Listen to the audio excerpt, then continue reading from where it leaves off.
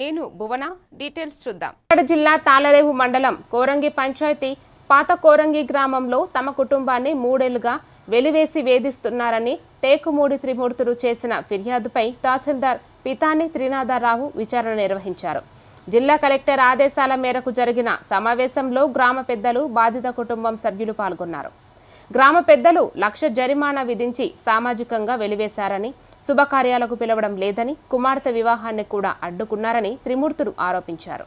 గ్రామ సమస్యను గ్రామంలోనే పరిష్కరించేందుకు 2 రోజుల గడువు ఇవ్వాలని గ్రామ పెద్దలు కోరగా తహసీల్దార్ విచారణను వచ్చే నెల 3వ తేదీకి వాయిదా వేశారు.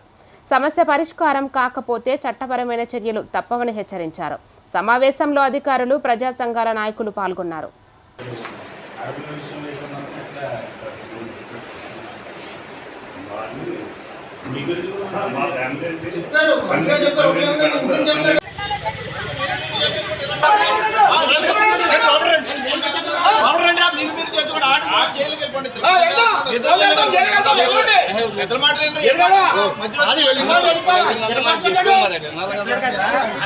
టేకుమూడి త్రిమూర్తులు అనే ఆయన సీతారాంపురం కోరంగి హ్యామ్లెట్ అక్కడ నివాసం ఉంటున్నారు.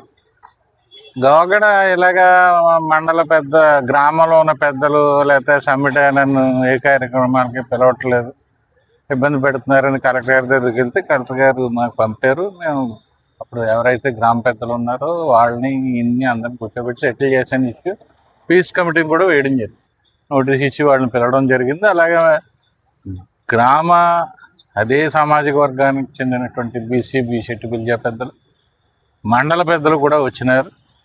వచ్చి డిస్కషన్స్ అంతా అయిన తర్వాత ఒక 2 రోజులు 3 రోజులు టైం ఇవ్వండి రిక్వెస్ట్ చేయడంతో మేము సెటిల్ చేస్తాం సార్, గ్రామంలో ఇష్యూ ఇది అని రిక్వెస్ట్ చేయడంతో మళ్ళీ అగైన్ బుధవారం వాయిదా ఇవ్వడం. బుధవారం ఇష్యూ డెఫినెట్గా సెటిల్ అవుతుంది, వాళ్ళందరూ కూడా కలిసి ఉంటారని ఆశిస్తున్నాను.